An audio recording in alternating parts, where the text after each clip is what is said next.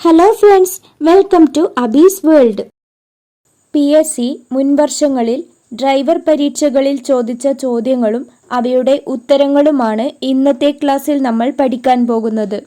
Assistant prison driver പരീക്ഷയ്ക്ക് തയ്യാറെടുക്കുന്നവർക്ക് ഈ class തീർച്ചയായും ഉപകാരപ്പെടുന്നതായിരിക്കും. ഇത് പാർട്ട് 4 ആണ്. ഇതിനു മുൻപ് ചെയ്ത ക്ലാസുകൾ കണ്ടിട്ടില്ലാത്തവർ അത് കണ്ടു നോക്കുക. ലിങ്ക് ഡിസ്ക്രിപ്ഷനിൽ കൊടുത്തിട്ടുണ്ട്. കൂടാതെ ഈ ചാനലിൽ PSC driver exam special topics എന്ന പ്ലേലിസ്റ്റ് ക്രിയേറ്റ് ചെയ്തിട്ടുണ്ട്. അതിൽ നോക്കിയാലും നിങ്ങൾക്ക് മുൻപ് ചെയ്ത ക്ലാസ്സുകളുടെ വീഡിയോസ് കാണാൻ കഴിയുന്നതാണ്. നിങ്ങൾ ആദ്യമായിട്ടാണ് ഈ ചാനൽ കാണുന്നതെങ്കിൽ സബ്സ്ക്രൈബ് ചെയ്ത് സപ്പോർട്ട് ചെയ്യുക. അതുപോലെ ക്ലാസ് നിങ്ങൾക്ക് ഇഷ്ടമായെങ്കിൽ ലൈക്ക് ചെയ്യുക. അപ്പോൾ നമുക്ക് തുടങ്ങാം. ആദ്യത്തെ ചോദ്യം നോക്കാം.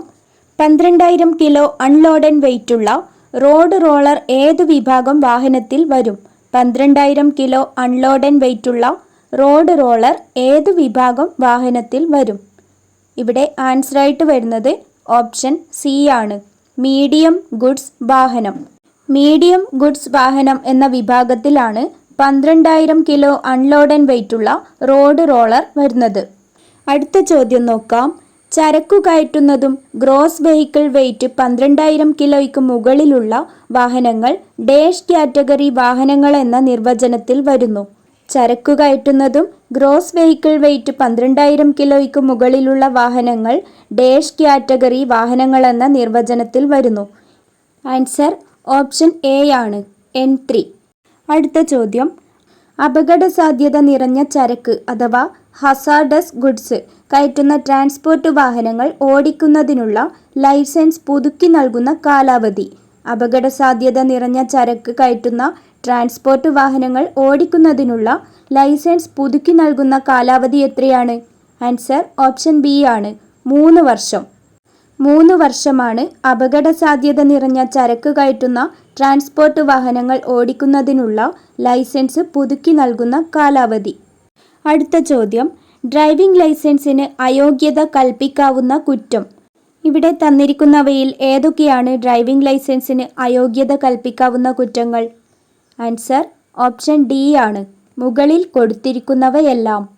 പബ്ലിക് സർവീസ് വാഹനം ഓടിക്കുമ്പോൾ പുകവലിക്കുക, വാഹനം മോഷ്ടിക്കുക, ഗുഡ്സ് വാഹനങ്ങളിൽ അമിതഭാരം കയറ്റുക, ഇവയൊക്കെയാണ് ഡ്രൈവിംഗ് ലൈസൻസിന് അയോഗ്യത കൽപ്പിക്കാവുന്ന കുറ്റങ്ങൾ. അപ്പോൾ ഓപ്ഷൻ ഡി ആണ് ആൻസർ, മുകളിൽ കൊടുത്തിരിക്കുന്നവയെല്ലാം. അടുത്ത ചോദ്യം നോക്കാം. ജൂനിയർ ലൈസൻസിംഗ് അതോറിറ്റിയുടെ അധികാരം. ജൂനിയർ ലൈസൻസിംഗ് അതോറിറ്റിയുടെ അധികാരം എന്താണ്? ആൻസർ ഓപ്ഷൻ സി ആണ്, പുതിയ ലേണേഴ്സ് ലൈസൻസ് നൽകുക. പുതിയ ലേണേഴ്സ് ലൈസൻസ് നൽകുക എന്നതാണ് ജൂനിയർ ലൈസൻസിംഗ് അതോറിറ്റിയുടെ അധികാരം. അടുത്ത ചോദ്യം. പബ്ലിക് സർവീസ് വാഹനത്തിൻ്റെ നിർവചനത്തിൽ ഉൾപ്പെടുന്ന വാഹനം. ഇവിടെ തന്നിരിക്കുന്നവയിൽ ഏതൊക്കെയാണ് പബ്ലിക് സർവീസ് വാഹനത്തിൻ്റെ നിർവചനത്തിൽ ഉൾപ്പെടുന്നത്? ആൻസർ ഓപ്ഷൻ ഡി ആണ്, മുകളിൽ കൊടുത്തിരിക്കുന്നവയെല്ലാം. ഏതൊക്കെയാണ്? Motor cab, maxi cab, stage carriage എന്നിവയാണ് പബ്ലിക് സർവീസ് വാഹനത്തിൻ്റെ നിർവചനത്തിൽ ഉൾപ്പെടുന്ന വാഹനം. അടുത്ത ചോദ്യം നോക്കാം. താഴെ കൊടുത്തിരിക്കുന്നവയിൽ പെർമിറ്റ് ആവശ്യമുള്ള വാഹനം. താഴെ കൊടുത്തിരിക്കുന്നവയിൽ പെർമിറ്റ് ആവശ്യമുള്ള വാഹനം ഏതാണ് എന്നാണ് ചോദിച്ചിരിക്കുന്നത്. ഓപ്ഷൻസ് നോക്കാം.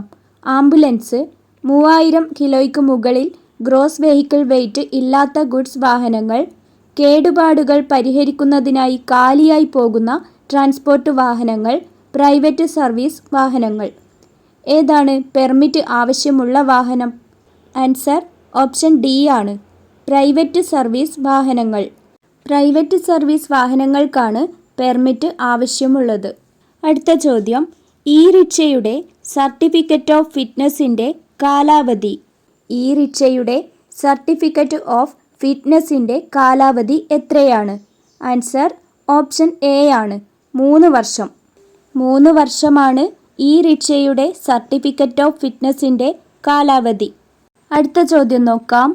ഗുഡ്സ് വാഹനങ്ങൾക്ക് അസാധാരണമായ സാഹചര്യങ്ങളിൽ ടെമ്പററി പെർമിറ്റ് നൽകാവുന്ന പരമാവധി കാലാവധി. ഗുഡ്സ് വാഹനങ്ങൾക്ക് അസാധാരണമായ സാഹചര്യങ്ങളിൽ ടെമ്പററി പെർമിറ്റ് നൽകാവുന്ന പരമാവധി കാലാവധി എത്രയാണ്? ആൻസർ ഓപ്ഷൻ ഡി ആണ്, 1 വർഷം.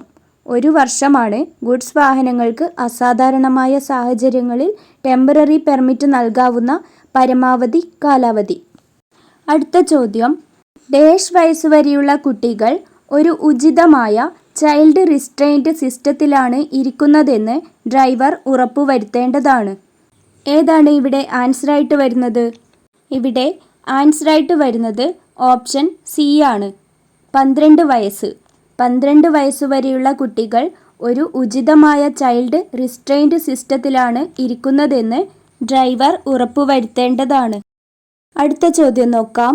തൻ്റെ വാഹനം ഇടത്തേക്ക് തിരിയുവാൻ ആഗ്രഹിക്കുന്ന ഒരു ഡ്രൈവർ ചെയ്യരുതാത്തത്.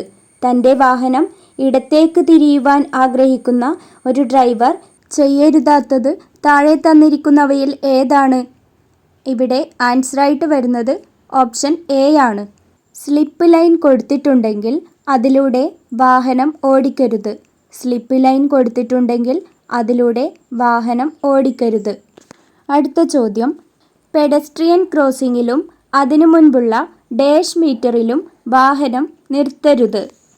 പെഡസ്ട്രിയൻ ക്രോസിങ്ങിലും അതിനു മുൻപുള്ള ഡാഷ് മീറ്ററിലും വാഹനം നിർത്തരുത്.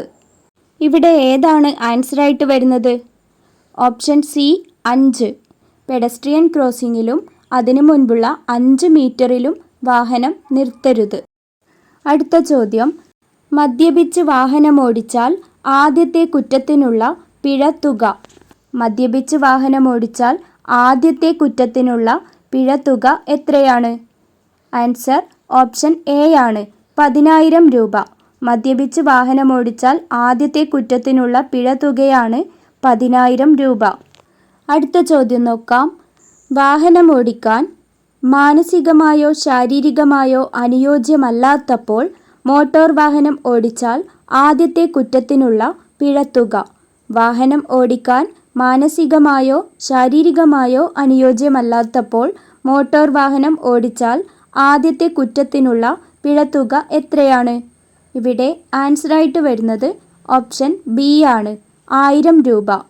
1000 രൂപയാണ് വാഹനമോടിക്കാൻ മാനസികമായോ ശാരീരികമായോ അനുയോജ്യമല്ലാത്തപ്പോൾ മോട്ടോർ വാഹനം ഓടിച്ചാൽ ആദ്യത്തെ കുറ്റത്തിനുള്ള പിഴത്തുക.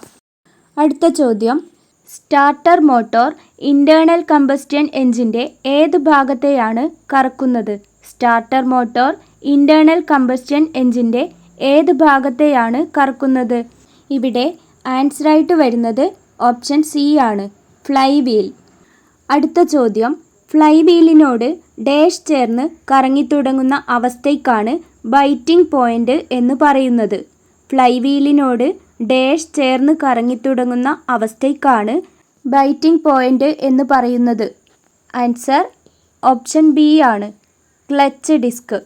ഫ്ലൈ വീലിനോട് ക്ലച്ച് ഡിസ്ക് ചേർന്ന് കറങ്ങിത്തുടങ്ങുന്ന അവസ്ഥയ്ക്കാണ് ബൈറ്റിംഗ് പോയിൻ്റ് എന്ന് പറയുന്നത്.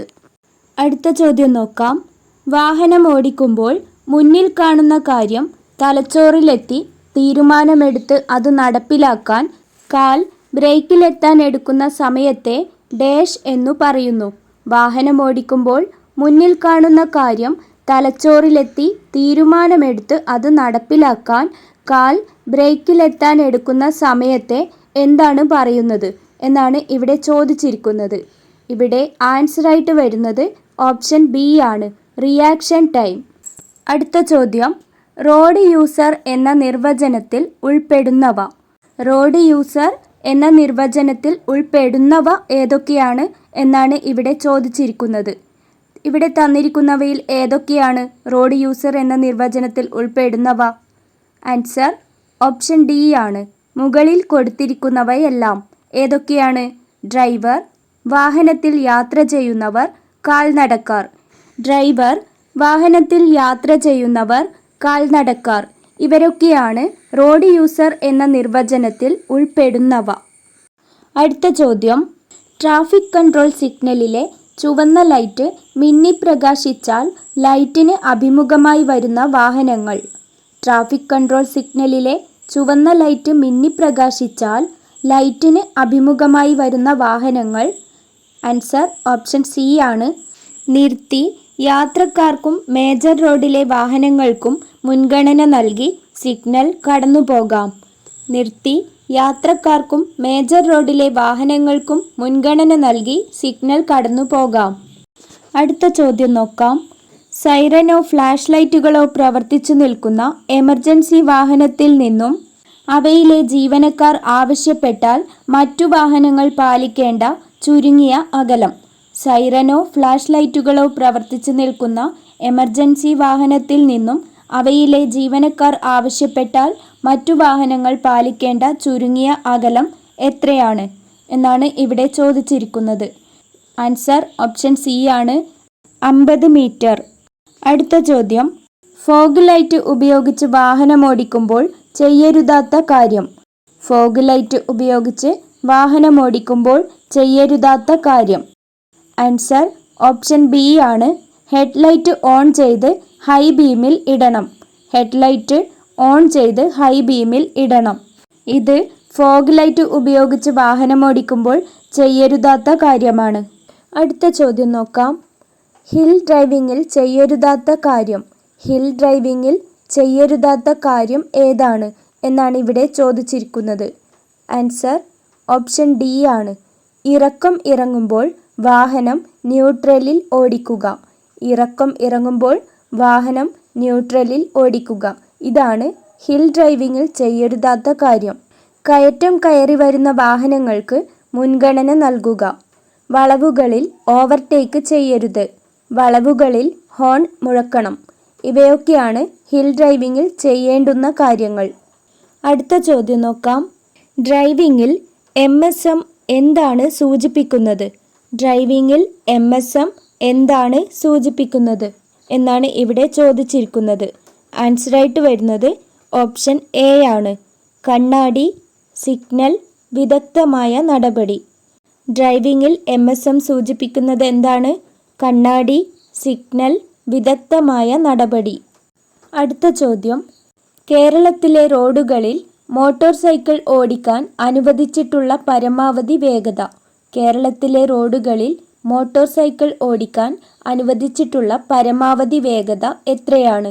ഇവിടെ ആൻസറായിട്ട് വരുന്നത് ഓപ്ഷൻ ബി ആണ്, 60 km/മണിക്കൂർ. 60 km/മണിക്കൂറാണ് കേരളത്തിലെ റോഡുകളിൽ മോട്ടോർ സൈക്കിൾ ഓടിക്കാൻ അനുവദിച്ചിട്ടുള്ള പരമാവധി വേഗത. PSC മുൻവർഷങ്ങളിൽ ഡ്രൈവർ എക്സാമിന് ചോദിച്ച ചോദ്യങ്ങളും അവയുടെ ഉത്തരങ്ങളുമാണ് ഇന്നത്തെ ക്ലാസ്സിൽ നമ്മൾ ഡിസ്കസ് ചെയ്തത്. നിങ്ങൾക്ക് ഈ ക്ലാസ് ഇഷ്ടമായെങ്കിൽ ലൈക്ക് ചെയ്യുക. ക്ലാസ്സിനെ കുറിച്ചുള്ള നിങ്ങളുടെ അഭിപ്രായങ്ങൾ കമൻറ്റ് ചെയ്യുക. അതുപോലെ ഈ ചാനൽ ആദ്യമായിട്ട് കാണുന്നവരാണെങ്കിൽ സബ്സ്ക്രൈബ് ചെയ്ത് സപ്പോർട്ട് ചെയ്യാൻ മറക്കരുതേ. താങ്ക്